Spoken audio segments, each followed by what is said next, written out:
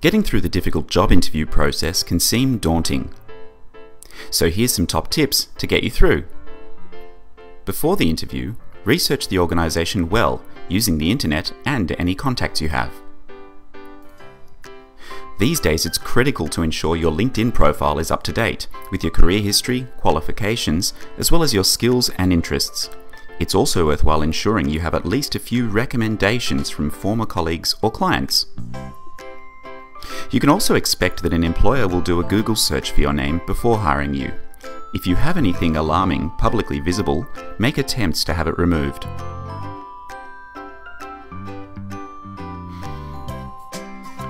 Most interviewers use what's called STAR interviewing technique. They ask candidates to describe how they've dealt with challenging situations and tasks. They're listening to hear what actions you took and what results you got. You can prepare for this by thinking of stories from your career that demonstrate how you overcame a challenge using your key strengths. At the interview, make sure you dress to impress. Shine your shoes too. When you meet your interviewer, make eye contact when you introduce yourself and have a firm but not tight handshake. Answer the interviewer's questions with honesty and confidence. If you've thought about which stories you can tell to highlight your strengths, it shouldn't be too hard. Remember, interviews are meant to be two-way, so make sure you ask questions about the role, the team you'll be joining, and the organization's goals. After the interview, show initiative by following up with a friendly email or phone call. You could even refer back to some issue you'd discussed to help them remember you.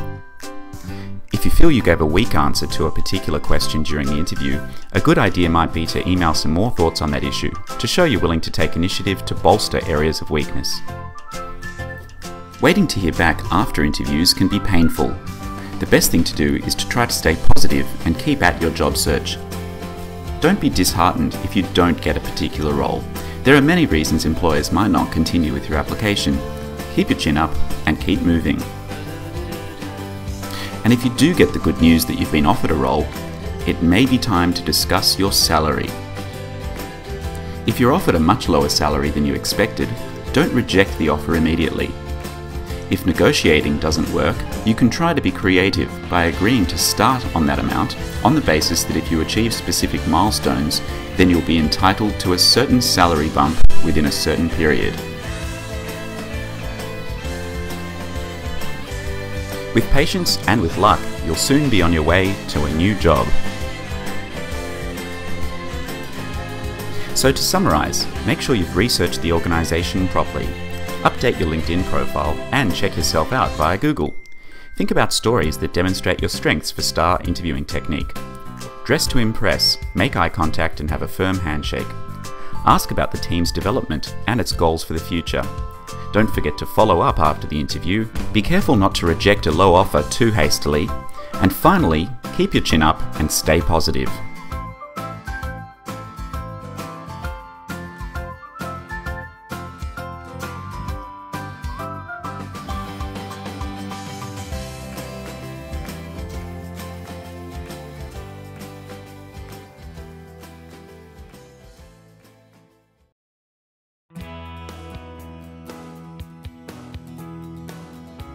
Well, with behavior-based interview questions, what employers are doing is they're looking at past behavior to get a predictor of future behavior. Let's say they ask, can you give me an example of a time where you took initiative to solve a problem?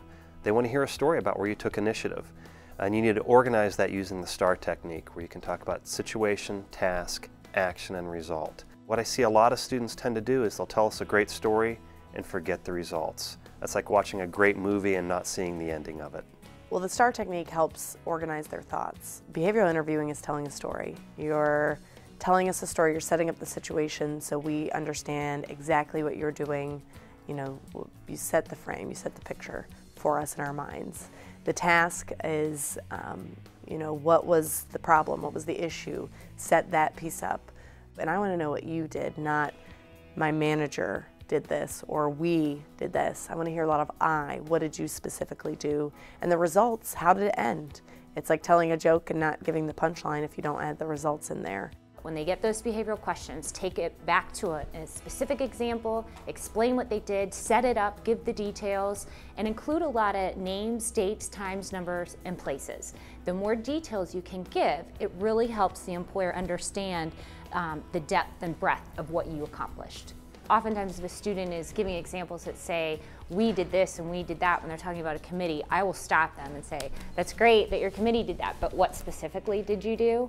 And what I find oftentimes that they didn't do anything. You really want to kind of go through your resume, go through even go through the last couple of months of emails that you've had from student organizations, from your work, from different classes, and really get into the detailed, 1 or 2 or 3 detailed stories that you can tell, that you can actually know exactly what happened, exactly what the concept was, who was in the meeting, what the real problems were, what the detailed actions were, and not only what you did, but some of the options that you considered or that group considered before making the final decision, and then details in terms of what the result was. Well, David, can you tell me about a time where you set a goal and you thought you did everything possible to achieve that goal but still fell short? Sure. Actually, I had a similar experience to that during my internship during the summer of 2010 with UBS Investment Bank. I was working in their global healthcare group, and really one of the first type of tasks that we had was working with one of our major clients on a merger model. So we were doing a pitch for them and coming up with a hypothetical merger situation. And my task was to create the merger model and come up with the analysis so that we could show them our numbers so that it made sense. So one of my senior associates came to me and said, David, you know, this is your task. Go ahead with it. We're not going to help you out. Do your very best, and we'll come to you at the end of the day. So I literally spent the next, I would say, 12 hours of that day working at a computer on my merger model, which I thought, man, you know, I've spent 12 hours. This is going to be perfect. There's nothing wrong with this. And when I finally presented my model saying, you know, we've got accretion here, we're going to make money off of this deal, the client's going to love it, the very first thing they did once I printed it out was take a red pen and cross an X all the way through it. And they said, you did absolutely everything wrong that we were looking for. And although you spent 12 hours, we're now going to have to go and redo this. So me, you know, this is my first week as an intern, sitting there thinking, wow, I spent way more time than any full-time person would actually spend on this. And I did it all wrong. How is this possible? I'm not going to get a job at all. And now all my dreams of doing investment banking are ruined from this one engagement. And what I later realized was the fact that, you know, when you come in, and this is what they told me at the end of the summer once I finally received a full-time offer, when you come in, they understand you don't know everything. You know, you're not supposed to know every single thing about investment banking or your internship in general. When you come in, they want to see that you are putting forth the full effort, you're going above and beyond, and really trying to do your best in terms of what they show you and what they want you to do. So at the end, that same senior analyst who crossed an X directly through, which, you know, I will admit it was incorrect, my work, he later said, you know, David spent half of a day on this model. He didn't give up. He was determined. He was confident in his work and what he thought was right. Even though it ended up being wrong, that same determination was what helped him to really be a perfect candidate for what we're looking for as a full-time analyst. So although I failed, and I definitely did fail, I did my best and I learned from that experience and ultimately got a return offer from UBS.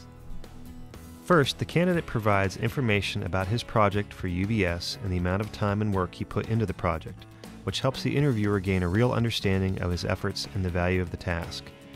Next, the candidate structured his example using the STAR technique: situation, task, action, results. Situation, explaining his UBS summer internship with the Global Healthcare Group. Task, explaining the merger model he was developing for a client to share UBS's financial expectations for the merger. Action, the amount of time and effort he put into the project. Results, the lessons learned from his mistakes and how he overcame these failures to receive an offer for full-time employment. Third, the interview candidate's story was focused on a specific project and experience rather than a story about how he generally overcomes failure. Finally, the candidate's story was specifically about his experience and not a shared story about a team's accomplishments.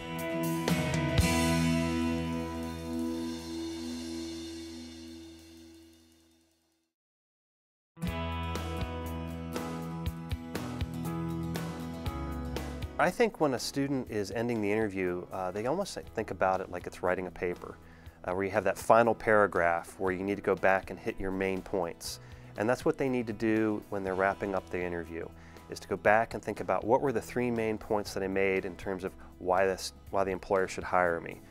Reiterate those, back them up with a brief example again, remind me of them, and then they should also ask a couple questions. It's important that the candidate let the employer know they are truly interested by asking, when will I hear about the next step in the process? And then ask them, if I don't hear anything by that time, can I follow up with you? And then more importantly, how are you going to follow up if you don't have their contact information? Ask for their business card. Ask about follow-up. When should I expect to hear back from you? When would be an appropriate time frame to follow up? And ensure you get a business card so that you can write your handwritten note or an email. Email thank you would be fine as well, but the handwritten notes are really nice these days because those are rare. And I would say show your enthusiasm. I'm really excited about this opportunity. Thank you for your time.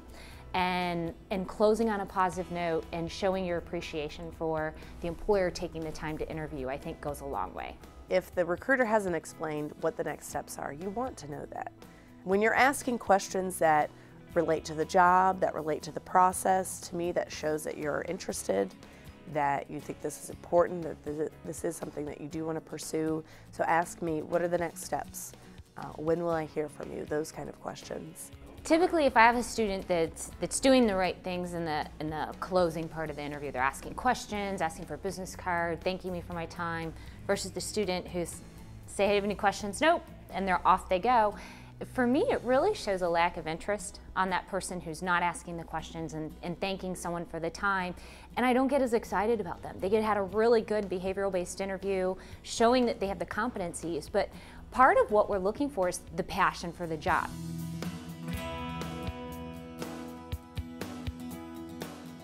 There's 3 key areas that we've discussed through this interview process.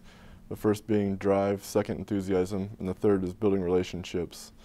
Through my previous sales position, I've used the drive and enthusiasm by performing cold calls, which is a very tedious task.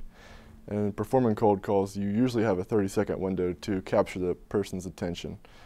These individuals have been business owners and upper-level executives of various companies. And just capturing their attention and building that relationship and continuing the follow-up process has been one of my passions, and I've been very enthusiastic about this opportunity. And I would love to apply myself to your company and perform these same exact drive, enthusiasm, and relationship building processes. I am excited about the opportunity, and I was wondering, when should I follow up with you? Well, we try to make our decisions pretty quickly, so you should know something by the end of the week. Perfect. That sounds great. And if I've not heard back from you, may I follow up with you? That would be great. Perfect. May I have your business card just to have your contact information and follow up with you? I'd be happy to share that with you. Excellent. It was a pleasure meeting. You too, Mark. Thank you. Well. The interview candidate did several things well when bringing the interview to a close while keeping the door open for future communication with the employer. First, the interview candidate briefly lists the qualities he possesses which are a strong match for the job and uses a quick example to demonstrate his fit with the position. Second, he clearly expresses his interest in the company and his passion for the work. Third, the candidate asks for permission to follow up with the recruiter if he does not hear back about the result of his interview by a specific time. Finally, he asks the interviewer for their business card so he can follow up. The only way to improve this part of the interview would be to further practice the closing in order to be more confident in the delivery of his reasons for being a good fit with the job.